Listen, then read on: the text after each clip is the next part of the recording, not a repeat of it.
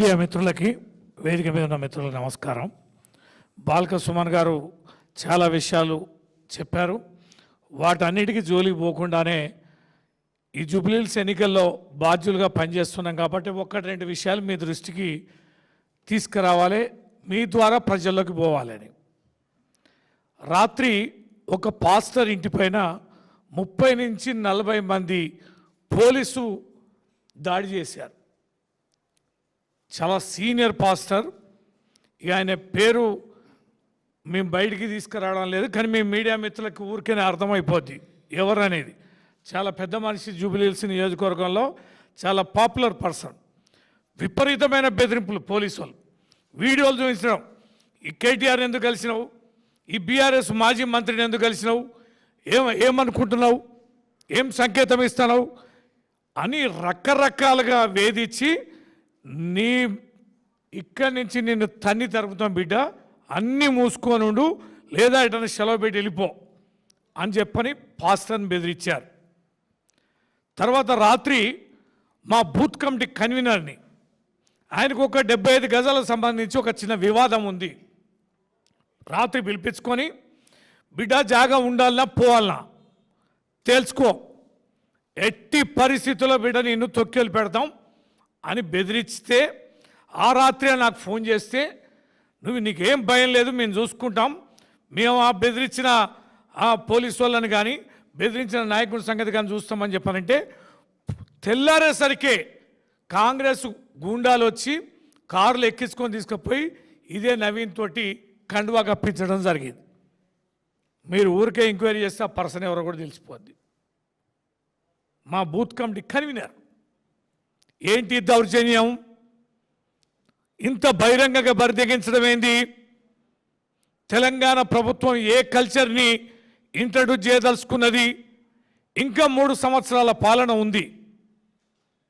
ఎంత విచిత్రం, ఇంతకుముందు సుమన్ గారు చెప్పినట్టు ఒక మంత్రి ఓఎస్డీని మంత్రి ఇంటికి అరెస్ట్ చేయడానికి పోతే, ఆ మంత్రి తన కారులో ఎక్కించుకొని పోతే, తన కూతురు ఎందుకు మా ఇంటి మీదకి వచ్చిందనంటే, ఫలానా ఆయన కోసం వచ్చిందంటే, కేసు ఏందో చెప్పమనంటే, ముఖ్యమంత్రి గారికి సన్నిహితుడు రోహన్ రెడ్డి ఆయన కార్యాలయంలో తుపాకీ పెట్టి బెదిరించిండు. అక్కడ మా ఓఎస్డీ గారు కూడా ఉన్నాడు. కానీ బెదిరించింది ఎవరు? రోహన్ రెడ్డి. రోహన్ రెడ్డికి తుపాకీ ఇచ్చింది ఎవరు? ముఖ్యమంత్రి రేవంత్ రెడ్డి. ఎవరి మీద పెట్టాల కేసు? ఇంత బరితెగింపుగా ఈ రాష్ట్రంలో మంత్రుల మధ్యన జరుగుతుంటే, సమ్మక్క సారక్క వర్కులకు సంబంధించి అత్యంత రాష్ట్రం అంతా అట్టుడికిపోయేలాగా చర్చ జరుగుతుంటే, కరీంనగర్ జిల్లాల మంత్రుల మధ్యన అట్టుడికిపోతుంటే, నల్లగొండ జిల్లాల అదే ప్రక్రియ ఉంటే, ఖమ్మం జిల్లాలో ఇదే పరిస్థితి ఉంటే, జిల్లాలో మంత్రుల పోరాటం ఒక పక్కనైతే, ప్రభుత్వాన్ని వదిలేసి మొత్తం కూడా జూబ్లీహిల్స్ నియోజకవర్గంలో పడి చెప్పేది ఏందో తెలుసా? దయచేసి మీడియా మిత్రులు, ఈ మీడియా సమావేశంలో పాల్గొంటున్న మీరందరూ కూడా విచారణ చేయండి.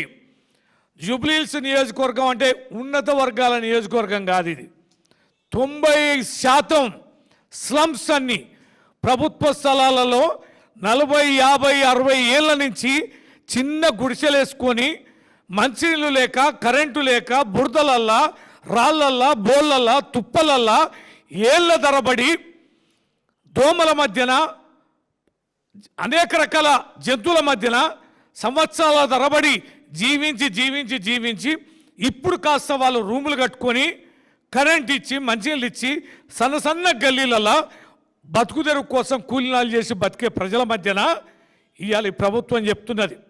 ఇవాళ కాంగ్రెస్ నేతలు చెప్తున్నారు, పోలీస్ అధికారులు మఫ్టీలల్లా డజన్ల కొద్ది మంది ఎక్కడ బీఆర్ఎస్ పార్టీకి కీలకంగా పనిచేస్తున్నారో వాళ్ళందరి ఇళ్ళకి వెళ్ళి భార్య దగ్గర, భర్త దగ్గర, పిల్లల దగ్గర విపరీతంగా, మా దగ్గర శ్రీనివాస్ అనే ఒక మా బూత్ కమిటీ కన్వీనర్ ఉన్నారు, ఆయన కొడుకుని భార్యని ఆయనే యాక్టివ్గా పనిచేస్తుంటే, కొడుకు డిగ్రీ చేస్తుంటే ఆ పిల్లవాడిని బెదిరించడం, భార్యను బెదిరించడం. ఏంది దౌర్జన్యం, గుండాయిజం? హైడ్రా వస్తుంది, మీ భూములని సర్కారు భూములు, బిడ్డ మీరు ఇల్లు ఉండాలా, లేకపోతే మీ ఇంటిని హైడ్రా వచ్చి కూల్చాలనా తెలుసుకోండి అని చెప్పని. ఏంది బెదిరింపు, ఏంటి కథ?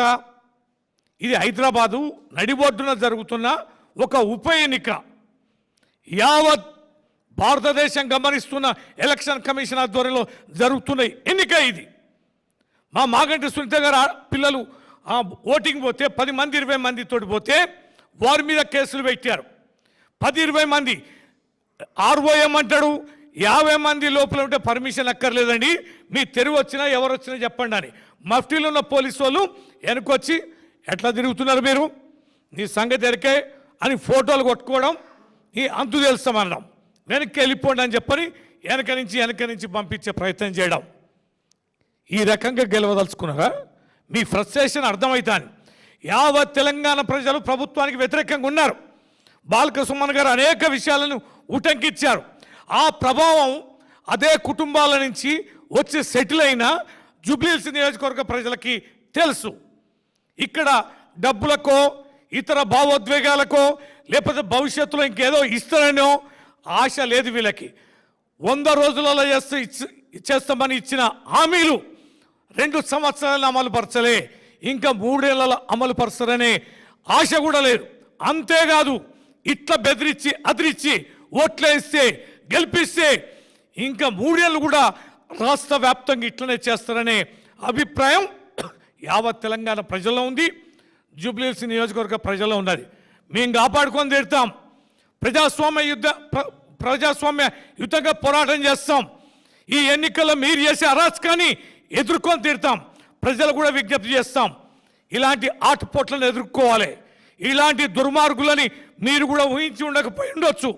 హామీలు ఇచ్చిన రోజున ఎంతో గొప్పగా పనిచేస్తారని మీరు ఆశించి ఉండొచ్చు కాక, కానీ అలాంటి వారు కాదనేది తేలిపోయింది.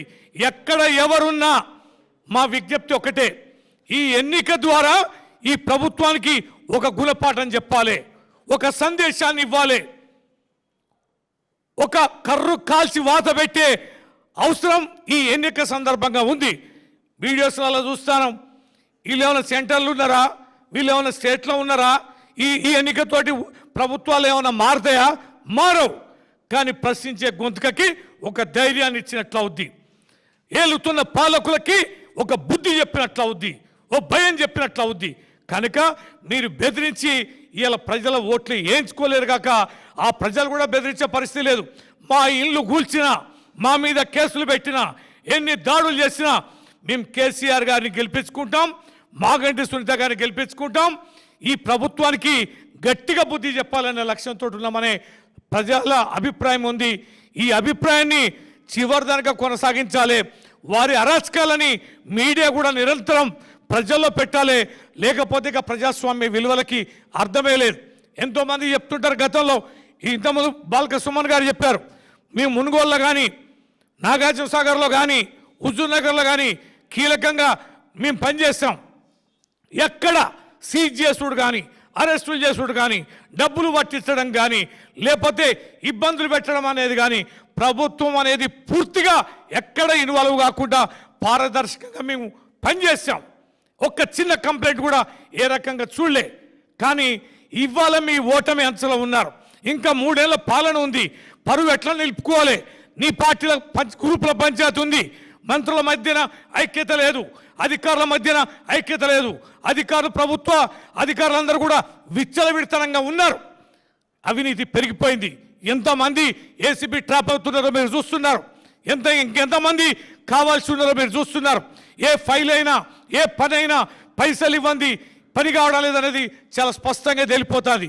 ఇట్లా ప్రభుత్వం పైన నియంత్రణ లేక, సొంత పార్టీ పైన నియంత్రణ లేక, మంత్రుల పైన నియంత్రణ లేక ఉన్న ఈ ముఖ్యమంత్రి ఈ ఎన్నిక ఓటమికి గురి అయితే ఆయనతో అదుపును కోల్పోతా నా ముఖ్యమంత్రి పీఠానికే ఎసరు వచ్చే అవకాశం ఉంది. కాబట్టి గెలవాలనే తపనతో కసితో ఉన్నాడు.